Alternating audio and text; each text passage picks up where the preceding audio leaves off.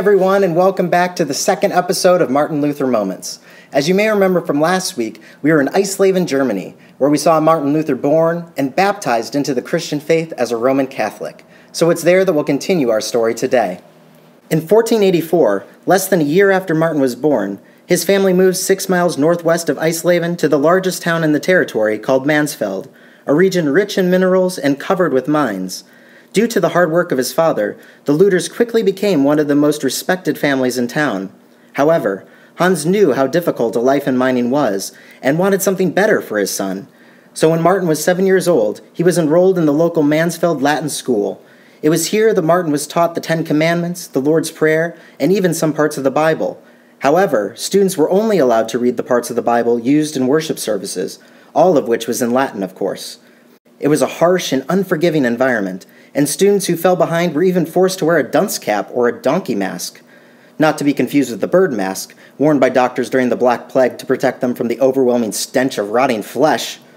Ooh, try sleeping after seeing that tonight. In 1497, Martin moved to the large city of Magdeburg, where he briefly attended a prestigious boarding school. It was here that Martin Luther would finally see a Bible for the very first time in his life. A year later, Martin was sent to St. George's Parish School in Eisenach, probably because his mother had relatives there. During this time, young Martin Luther developed a love for art and music. He learned to play the flute, the piano, and the lute, which is essentially a stocky, more difficult version of the guitar with 15 strings. He also earned a little extra cash as a kid by singing in a chorus that performed for weddings and funerals. Apparently, a wealthy and influential woman in town named Ursula Cotta took a special liking to Martin when he sang with a group of boys outside her house. She was kind enough to offer him free lodging in her home.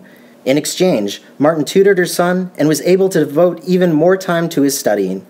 Martin greatly treasured his time in Eisenach and often referred to it as his beloved city. Upon finishing his early schooling, Luther's father enrolled him at the University of Erfurt, which was known as the best school in Germany at the time, with hopes of his firstborn son becoming a lawyer, which would allow him to have a more comfortable life than himself. Even though by this time Martin Luther had a powerful interest in theology and was not very fond of the university, he respected his father and obeyed his wishes, diligently pursuing the difficult path of becoming a lawyer. He studied hard and received his baccalaureate degree by the age of 18.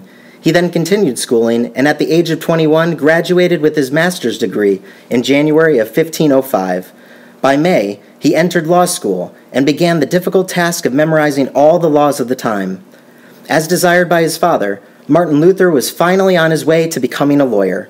However, this wouldn't last long, as a shocking event was soon to come that would change the course of Martin Luther's life forever.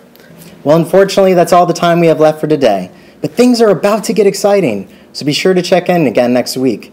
In the meantime, remember your baptism, and go in peace.